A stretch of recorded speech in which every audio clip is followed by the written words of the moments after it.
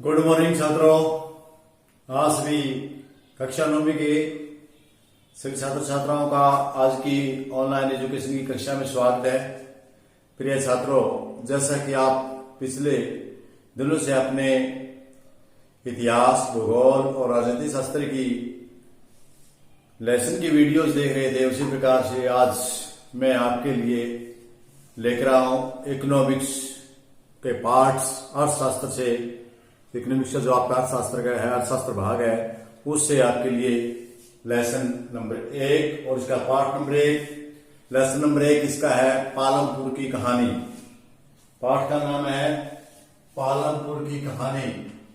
ये छात्रों, जैसे कि आज मैंने कक्षा में भी आपको पूर्ण डिटेल से पाठ पढ़ाते हुए समझाया था कि ये सिर्फ एक पालमपुर की कहानी नहीं है, भारत के हर गांव की कहानी है। पालमपुर एक काल्पनिक नाम है, काल्पनिक कहानी है ये, और एक गांव का नाम दे करके उन्होंने पूरे गांव की जो आर्थिक क्रियाएं हैं उनका समझाने का प्रयास किया गया है। स्टूडेंट, सबसे पहले तो आपको इकोनॉमिक्स का या अर्थशास्त्र का पता होना चाहिए, क्योंकि आप पहली बार 9वीं क्लास में आपने अर्थशास्त्र शब्द सुना था। मैंने उसमें भी आपको बताया था कि अर्थ का मतलब होता है, जो हमें इकोनॉमिक्स की भाषा में लेते हैं, वो होता है धन। वैसे अर्थ पृथ्वी के लिए प्रयोग होता है, अर्थ मतलब के लिए प्रयोग होता है, लेकिन यहाँ अर्थ का मतलब है धन। तो हमारा अर्थशास्त्र का मतलब है आर्थिक क्रियाओं का शास्त्र, अर्थात एक ऐसा शास्त्र, एक ऐसा क्रमबद्ध अध्ययन जिसमें आर्थिक क्रियाओं संबंधी जानकारी दी जाए, उसको अर्थशास्त्र के नाम से हम जानते हैं। तो छात्रों, इस अर्थशास्त्र में जो पहला लेसन है वो है, जैसे कि मैंने आपको बताया है, पालमपुर की कहानी। और इस पालमपुर की कहानी के गांव के जरिए गांव में होने वाली जितनी भी आर्थिक गतिविधि है, जो उनकी तरफ आपको आकर्षित करना है, उनका ज्ञान देना है। सबसे खुशी की बड़ी बात यह है कि आप सभी बच्चे ग्रामीण एरिया से संबंध रखते हैं और इन सब क्रियाओं से पहले से ही परिचित हैं, इसलिए आप इन क्रियाओं को आसानी से समझ पाएंगे। तो देखिए, पालमपुर की कहानी के माध्यम से आप अपने गांव का भी इमेजिन कीजिए, अपने गांव का इमेजिन कीजिए, उसमें आपको पता लगेगा कि आपके गांव में भी आर्थिक क्रियाएं हैं या नहीं है। तो इन आर्थिक क्रियाओं में कौन कौन सी क्रियाएं आती हैं आपकी आर्थिक क्रियाओं में जो गांव में है हो रही है? सबसे मेन है, जो 70% है, वो है कृषि। 70% लोग कृषि का काम करते हैं। इसके अलावा जो 30% लोग रह गए, उनमें से कुछ लोग दुकानदारी करते हैं, कुछ यातायात का काम संभालते हैं, कुछ आपकी मोटर गाड़ी, छकड़ा या आपका वाहन, कोई भी बोझ ढोने वाला वाहन, सवारी वाहन, इनसे अपनी आजीविका कमा रहा है। तो कोई दुकान खोल करके, कोई डेयरी फार्म खोल करके, और कोई आपने अपने आस पड़ोस में बहुत सारी दुकानों को देखा है, फल फ्रूट की रेडी लगा के, और कुछ लोग अपनी आजीविका सब्जी बेच करके भी कमा रहे हैं। इसके अलावा आपने आपके गांव में और भी देखा होगा, कुम्हार को देखा होगा, वो मिट्टी के बर्तन बना रहा है। इसके अलावा आपने और भी देखा होगा, जो चमार है वो अपनी जूती बनाकर आजीविका कमा रहा है। इसके अलावा आपने और भी देखा होगा कि गांव में बड़ा सा शोरूम है जिसमें कपड़े का सामान पड़ा है। इसके अलावा अपने गांव में बड़ी गर्मा गर्म जलेबियां भी बनती हुई देखी हुई, हलवाई का काम करके भी अपनी आजीविका कमा रहा है। इस प्रकार बहुत सारे तरीके हैं, लेकिन बहुसंख्यक किसान से संबंधित कार्य करने वाले लोगों की है, या उन किसानों की और उन मजदूरों की है जो खेत में काम करते हैं। तो बंधुओं, साथियों, मेरे प्यारे छात्रों, आप सभी को पता है कि गांव में कौन कौन सी आर्थिक क्रियाएं होती हैं। मैंने लेसन के दौरान पढ़ाते वक्त आप सभी को अच्छे से इस बात के बारे में बताया था। तो लेकिन आज हम उसके अभ्यास के प्रश्न करेंगे, क्योंकि लेसन के साथ साथ हमें अभ्यास का भी ध्यान रखना होता है अभ्यास के पाठ में। तो अभ्यास में हम सबसे पहले पहला प्रश्न हमारा जो इसमें है, खेती की आधुनिक विधियां। खेती में जो आधुनिक विधियां बताए, उनकी पारंपरिक विधि तो ये थी कि हमने बीज बो दिया, बारिश हो गई तो फसल जब आई काट ली, और ये तरीका था। लेकिन जो आधुनिक विधि की बात है, उनकी बात करें, जो आज के समय में प्रचलित विधियां हैं, किस प्रकार हो, उनके लिए ऐसे अधिक आगतों की जरूरत होती है। आगत क्या होता है? जो साधन हम कृषि में प्रयोग करते हैं, उन साधनों के लिए आगत शब्द प्रयोग किया है। आगत का मतलब जो उत्पादन करने के लिए साधन प्रयोग में लिए जाते हैं, उनकी बात है। जिन उद्योग में निर्माण किया जाता है, जिन उद्योग में बनाया जाता है। क्या आप इस बात से सहमत हैं? स्टूडेंट्स, मेरे ख्याल में आप सब बच्चे इस बात से सहमत होंगे। बिल्कुल सही बात है ये, मैं भी इस बात से सहमत हूं कि जितने भी हम गांव में देखते हैं किसान के ट्रैक्टर, हैरों, ट्राली और कल्टीवेटर, रोटावेटर, इसके साथ कंबाइन है और दूसरे बहुत सारे साधन हैं, आप उनको देखते हैं, हर रोज दैनिक जीवन में देखते हैं, अपने खेतों में, अपने इर्द गिर्द उनको काम करते हुए देखते हैं। ये सारी की सारी मशीनरी आपकी ट्रैक्टर से लेकर, हैरों से लेकर, छोटी हल से लेकर के बड़ी मशीन कंबाइन तक की जितने भी औजार हैं, सारे के सारे सब औजारों का निर्माण उद्योगों में होता है। तो इसलिए जो कृषि में अधिकतर उद्योग होते हैं उनको कहते हैं। इन सभी साधनों को हम किस नाम से जानते हैं? भौतिक साधनों से। और इस प्रकार जो हमारे आगत हैं उनको हम दो भागों में बांट देते हैं। जो अधिक से अधिक आगत जो हमारे कृषि में प्रयोग किए जाते हैं उनको हम दो भागों में बांट देते हैं। नंबर 1, स्थायी पूंजी। स्थायी पूंजी वो होती है जो एक लंबे समय तक, एक बार पूंजी लगाने के बाद आपके लंबे समय तक काम आए। जैसे आपका ट्रैक्टर है, ट्रैक्टर एक बार पीछे आपने खर्चा कर दिया, उस पर पूंजी लगा दिया, आपने पैसा लगाया और लगभग आपके 15-20 साल तक वो आपका काम करता रहेगा, लंबा नासवाने होने वाला नहीं है।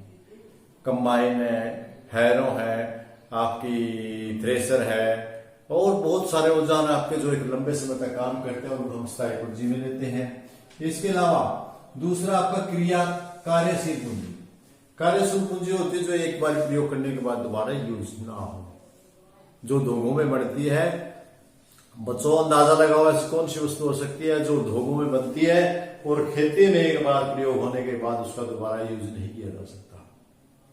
हाँ राजू, हाँ ठीक है राजू, तुमने सही बताया कि राजू ने ठीक दिया इसका उत्तर। वो कह रहे हैं कि खाद है जी।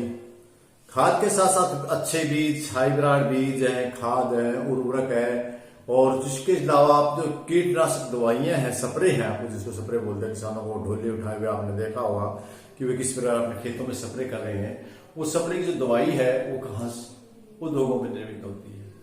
खास करके जितने भी हमारे उर्वरक है, चाहे वो कोई पोटास है, डीएपी आपकी, यूरिया है, कुछ भी है, वो आपकी उद्योगों में ही निर्मित होती है और इसके साथ जितनी भी दवाइयां हैं सारी की सारी उद्योगों में निर्मित होती है। इस प्रकार दो प्रकार के साधन है आपके, एक स्थायी पूंजी और दूसरी कार्यशील पूंजी, जो उद्योगों के द्वारा आपको प्रदान की जाती है।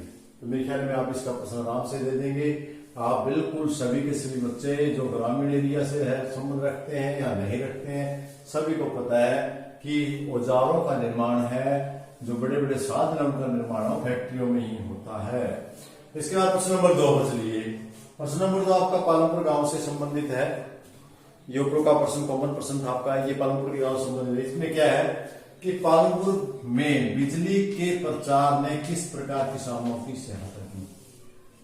बिजली के आने से पहले लोग क्या करते थे? जो पालमपुर गांव में, या पालमपुर का उदाहरण देते हुए सभी गांव की बात हो रही है कि सभी गांव में उससे पहले जो प्रदूषण रहित सिंचाई हो गई। पहले प्रदूषण वाली सिंचाई की जाती। आपको बच्चों देखा हो आपने इंजन से, जिसमें हम डीजल डालते थे और काफी धुआं छोड़ता था, उस इंजन का प्रयोग हम खेत में नीचे से पानी निकालने के लिए या पानी को उठाकर ऊंचाई पर चढ़ाने के लिए हम प्रयोग करते थे, रहट का प्रयोग करते थे। आज हमने क्या किया है कि जो सिंचाई खेतों में किसान कर रहा है पालमपुर में, वो सारे के सारे किसान सिंचाई करते हैं वो बिजली के आने का, बिजली के कारण इंजनों की जगह पर मोटर का प्रयोग किया है और मोटर का प्रयोग करने के कारण प्रदूषण नहीं छोड़ती मोटरें, उससे उनकी और पानी की गहराई तक भी पानी उठा कर ले आते हैं। तो इस प्रकार किसानों की सहायता। इसके साथ साथ घर पे भी आपने लोगों को देखा होगा कि पहले हाथ से चारा काटते थे, फिर चारा काटने के लिए इंजन का प्रयोग किया जाता था, जो काफी मात्रा में धुआं छोड़ता था, प्रदूषण करता था। उसको रोकने में भी आजकल आपने देखा कि बिजली की मोटरें लगाई होती हैं, जो बड़ी आसानी से और सुविधाजनक, बिना शोर के, बिना भी किसी प्रकार के प्रदूषण के वो कार्य करती है। दूसरा है किसानों के रहट का स्थान नलकूपों ने ले लिया है। इसमें भी सहायता की है किसानों की, क्योंकि बिजली आने के बाद पहले आपने देखा है जब छोटी छोटी क्यारियां बना करके जलहार शब्द है एक रहट जिसको बोलते हैं आप, उसके जरिए से पानी को नीचे से उठा ऊपर ले जाया जाता था या कुओं से पानी खींचा जाता था। लेकिन जो जो विकास होता गया, हमारी बिजली आई, बिजली आने के कारण उन कुओं का स्थान नलकूपों ने ले लिया और नलकूपों से ट्यूबवेल की गहराई और काफी भूमि की नीचे की गहराई तक पानी को उठा करके सिंचाई में काम लेने लगे और जहां पर पैदा नहीं होती तो वहां भी हम पैदा करने लगे। इस प्रकार बिजली के आने से किसानों को एक विशेष सहायता मिली है हर फील्ड में, चाहे वो खेत की बात है चाहे वो घर की बात है, हर क्षेत्र में किसान की बिजली ने सहायता की है। पालमपुर गांव में भी कुछ ऐसा ही हुआ, जब बिजली नहीं दिलवा के किसान बड़े दुखी थे, तंग थे। जब बिजली आ गई तो उससे उनका प्रदूषण सिंचाई हो गई और रहट के स्थान पर नलकूप ट्यूबवेलों ने ले लिया था। इस बार हम बात करते हैं प्रश्न नंबर 3 की। प्रश्न नंबर 3 है आपका, एक ही भूमि पर उत्पादन बढ़ाने के अलग अलग कौन से तरीके, यानी वही जमीन है, जमीन बदलनी नहीं, लेकिन हम उसको उत्पादन कैसे बढ़ा सकते हैं। तो उसको उत्पादन बढ़ाने का सबसे पहला तरीका वो ये है कि हम अच्छे खाद, अच्छे उर्वरक, अच्छे बीज आदि का प्रयोग करें। इनका प्रयोग करके हम उत्पादन को काफी मात्रा तक बढ़ा सकते हैं। इसके साथ साथ आप बहुविध फसल बो कर भी, हाँ अक्सर किसान क्या है रबी और खरीफ नाम से दो ही फसलें होते हैं, 6 महीने की फसल होती है, एक बार रबी की फसल और एक बार खरीफ की फसल। लेकिन यदि किसान तरीके से टेक्निकल तरीके से काम करे तो फसल ज्यादा उठाई जा सकती है। जैसे कि वर्षा के तुरंत बाद ज्वार चारा की फसल बो दें और उसके बाद फिर अपनी बेल वाली फसल लगा लें, या और उसके बाद आप गेहूं लगा करके उत्पादन को बढ़ा सकते हैं।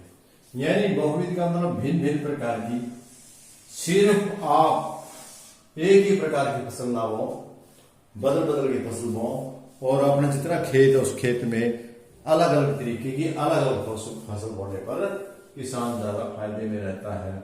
इससे किसान के लिए एक ही भूमि पर उत्पादन ज्यादा बढ़ाया जा सकता है। यानी भूमि को बिना बढ़ाए उत्पादन बढ़ाने के लिए किसान क्या करेगा, या तो खाद अधिक डालेगा, बीज अच्छे प्रयोग करेगा, उसमें कीटनाशकों का अच्छा प्रयोग करेगा। इसके साथ साथ फसलें हैं उनको उर्वरता शक्ति बनाए रखने के लिए बदल बदल कर बोएगा, या इसके साथ साथ एक और उपाय भी है कि हर 1-2 साल के बाद किसान उसमें दलहन फसलों को लगाता रहे, जिससे कि उसकी नाइट्रोजन पूरी होती रहे। तो प्रिय छात्रों, आज आप सभी ने बड़े ध्यान से क्लास को सुना, तो इसी प्रकार आप सुनते रहिए, करते रहिए, पढ़ते रहिए और आगे बढ़ते रहिए। जय हिंद।